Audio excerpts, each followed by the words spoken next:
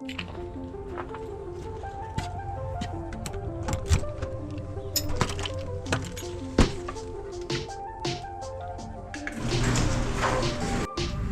back to the channel. Today we're gonna take a little bit of a break from the crawler and we're gonna start working on the Corolla. Got a pretty long list. I need to update it, but pretty long list of stuff to do. So, update the list and get to work. Drilled some holes in the corner of each spot for the coil packs. And so what I'm doing is just putting some rib nuts in them, and then it should bolt all the coil packs, hold them down.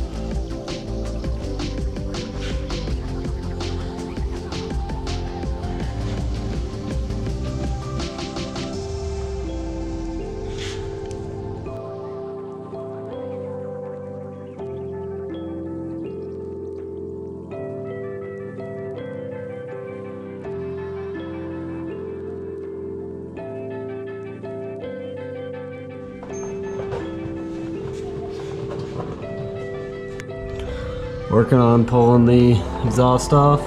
There's not much room on the downpipe itself or the wideband sensor. It's supposed to be at least 18 to 24 inches after the turbo, which would put us like right in here. But there's not much space, so we're gonna go here. And so I'm just gonna pull this exhaust section and then put a bung in there for the wideband.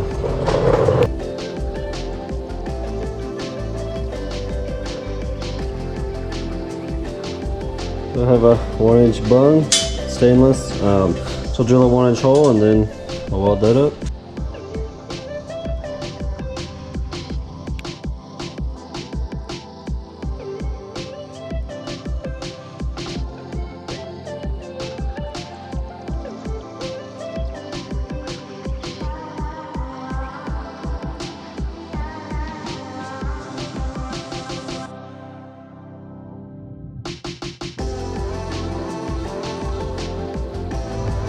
And now we have the wideband sensor.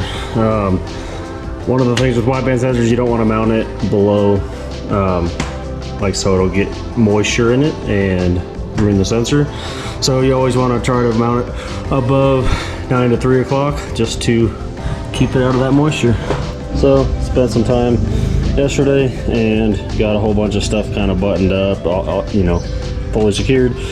And made a list of parts to order, so I'm gonna order some parts today, and then I'm gonna start making some bracketry for a few more components, so that way we can start wiring this thing. This is the bracket I'm starting with, mocked up with cardboard. Go get some aluminum, and I'm gonna make this happen. Took my cardboard template that I made, wrapped it around some 1/8 aluminum, marked all my holes. So now I'll cut it out, clean it all up, and then see if I can get this bend to work. If not, I'll just cut it and weld it. Not a big deal. So. Found this from the scrap pile.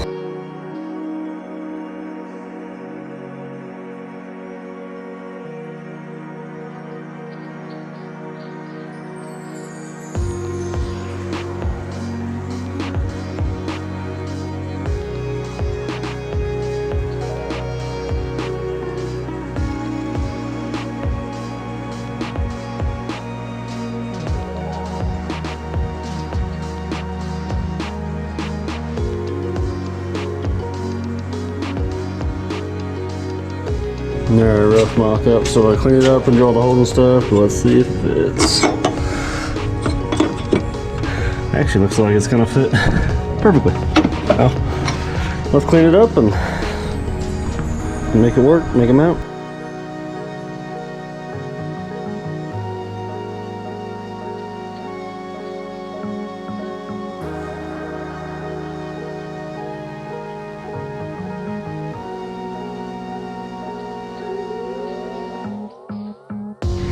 Fit up is pretty nice, so I'm going to make the sensors now.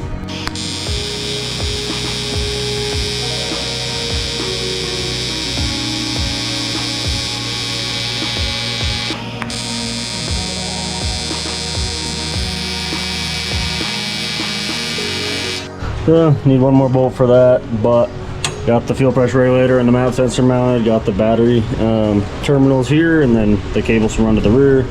This is just mock-up, so I need a new filter, and then I'll either do a new pipe or just clean this one up. And then other than that, I just need to order a couple things to button everything up, and get this thing wired. I have the Microsquirt wiring diagram here. I also have it on my phone. A couple sensors I still got to install and some pigtails and whatnot. And then I just took everything from the Microsquirt diagram and I just wrote it out here so I can start to figure out one by one which color goes to, or which wire goes to which on each sensor. So that's kind of the basics of it. Just makes it a little less confusing than all of that in one thing. And then start putting that into the car. So I already have all the wiring close to the correct area. I'm gonna go inside the car and take the ECU, figure out how to mount it so I know exactly where to route my wires. That way I don't have a bunch of extra. And then we'll pull everything to where we need it, get the sensor pigtails all hooked up and start wiring. So this is where the factory ECU mounted, and the new ECU is quite a bit smaller, but the wiring comes out the front side, so we're gonna put it a little bit farther back and make them out for it. So we got just a super simple mount. ECU's back there, and then this plug should be able to plug right in and get it all routed and won't even be able to see it.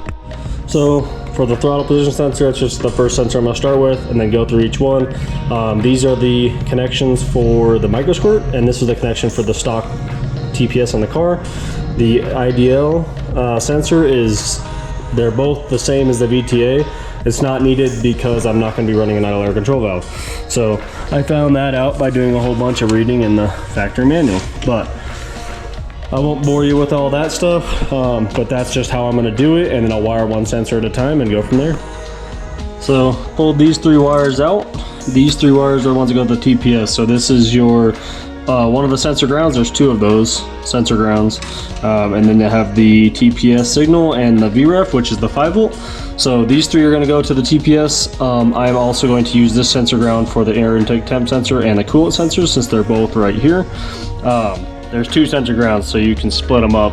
You need it for the coolant, the TPS, wideband, map, and the air intake temp. So I'm going to use these for these three, and then the other one for the other ones. So we de-pinned the IDL pin, so it just left us with three wires. Those are the three wires that are going to get terminated, but for right now we just cut them short and zip tied them and staggered the length.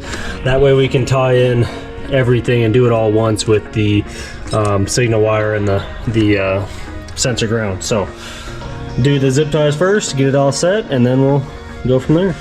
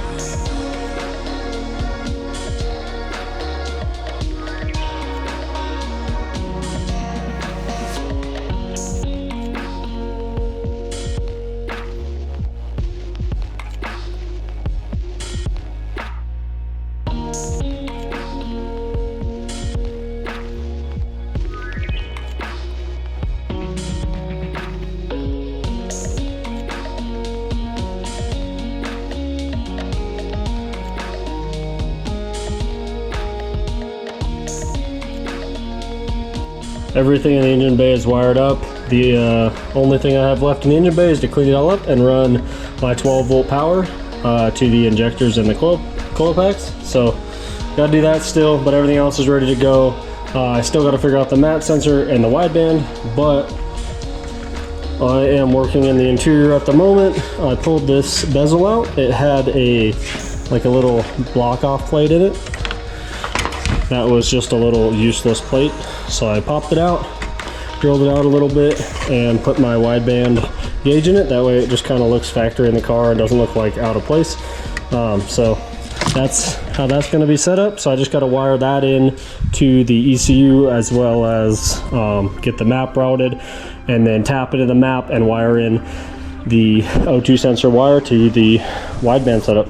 Alright, so we have everything routed exactly where we want it and all zip tied up to ready to be harnessed. So we're going to pull this out and then one by one go through, double check, and solder them, and then we'll harness wrap it all and put the engine bay back together.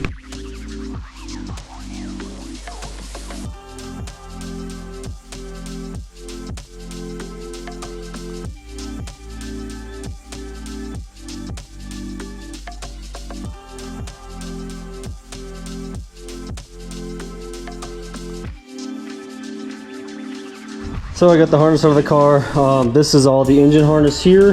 It looks kind of messy right now, but we'll go through, we'll double check each connection, make sure that I'm right with my diagrams and all my notes.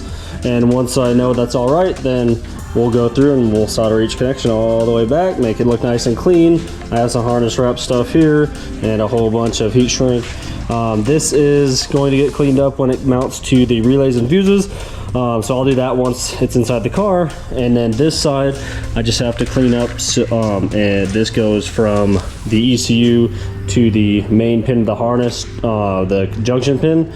And that gives me my tack and a couple other things, coolant and fuel or oil pressure and whatnot. So that will get hooked up at the end as well. So right now we're just worried about this half. So let's get that done.